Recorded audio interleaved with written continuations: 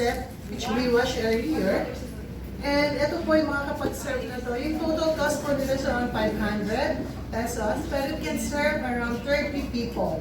So may medyo marami po tayo, but don't worry, kakasya pa rin po ito. This magic pancit can serve 30 or 60. Mag-a-adjust po siya. So ngayon po, ibalik ko na po muna itong ating liempo. If you want to take videos pa, it's okay, para at least sabahin nyo, you can give me. Iparagan yung ating liempo, and next is yung ating onion. So this is about 2 pieces of white onions. So cut lang po siya. Medium para... Pati yung pag-video, libre naman po yung pag-video. And you can also share it sa inyong mga Facebook account.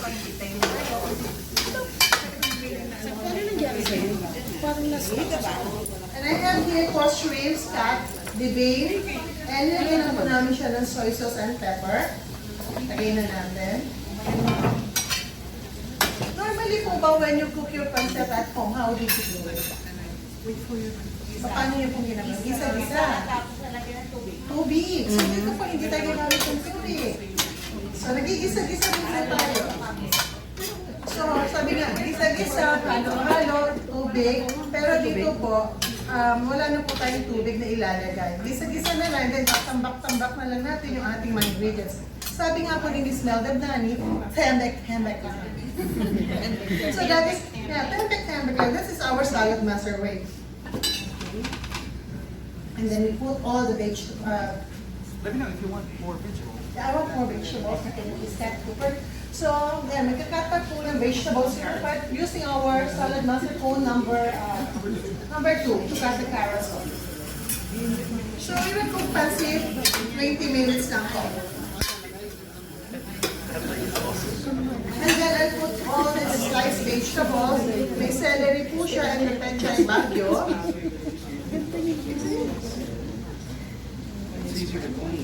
So actually, itong pansit po na to, ito po yung gulay na may konting pansit. Correct.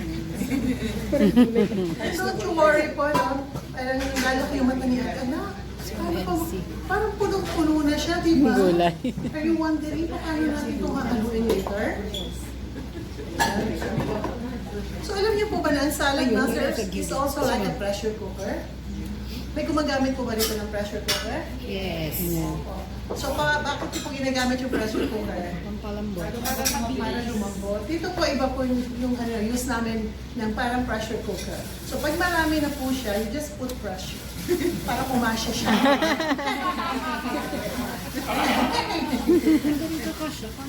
Ay, ate, mamaya ka siya. Sumakay ka pa. Lagay na natin. This is just half a kilo lang po nga ng pansit. And we wash it. Kasi syempre, kailangan malinis po eh. Pag dinadry nila yung pansit, di natin alam kung anong dumadako doon. So, kailangan laging malinis po every time we prepare our food. Especially, this is for our family. So, ayan, lagay ko rin po yung ating carrots. So, this is the pansit na hindi masyadong halo-halo. And then, more vegetables, please. And of course, syempre kailangan natin ng salad master machine para mas mabilis natin gawin yung ating trabaho, di ba? It really, makes it easier. Meron pa ba tayong vegetables? So, I'll be putting po yung ating soy sauce. This is Lee Kum Kee special soy sauce. So, Lee Kum Kee, bikini man! So, kung titignan niyo po, I'm not using any measurement. This is what we call tensiometer. And this is only available dito lang po. So yung mag-a-avail ko ng aking tensiometer, usap po tayo mamaya doon sa labas na. Pag ikakash niyo kung kausapin niyo, pag credit card, tayo si Joey sa iyo. Paymaya po siya. Paymaya po sa inyo. And then again, I'll put a little, this is Mamacita's oyster sauce. This will balance po yung kanyang alat. May konti kasing sweetness ito. Again, wala po tayong measurement, tensiometer lang po. You know what? Sa salad master po kasi it's very easy to cook. So,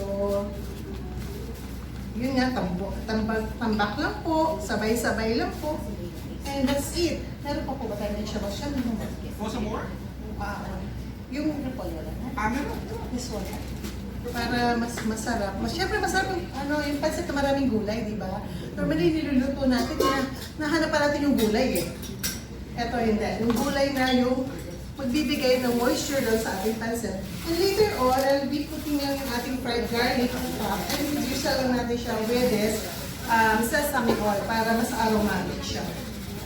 Titikman din natin later kung okay na yung kanyang alat, yung kanyang timpla.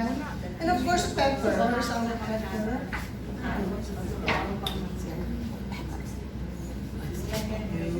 Marunong gumamit yan naman. This is really a special pancit. Yun yung matagal ka rin pepper natin sa mga diba? Barato din sa pagkain. Okay, let's add more. So, ito ang pancit na puro gulay. And then, roast lang natin. Kasya naman, hindi ba? Ang tanong lang, paano natin hahaluin natin? So, kailan ko muna tulong nyo? We need to time this for 20 minutes. 20 minutes na po. Sino pwede mag-time? Sige po, 2 servings ng pancit dun sa magta-time. Sino? Kasang kamay? Okay. On my attention po, and then, this time, we cook it with more vegetables.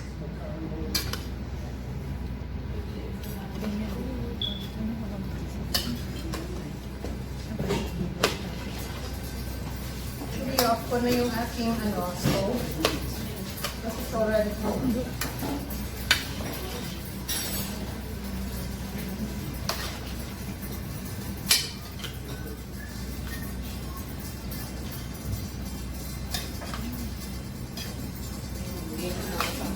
Nagugutom.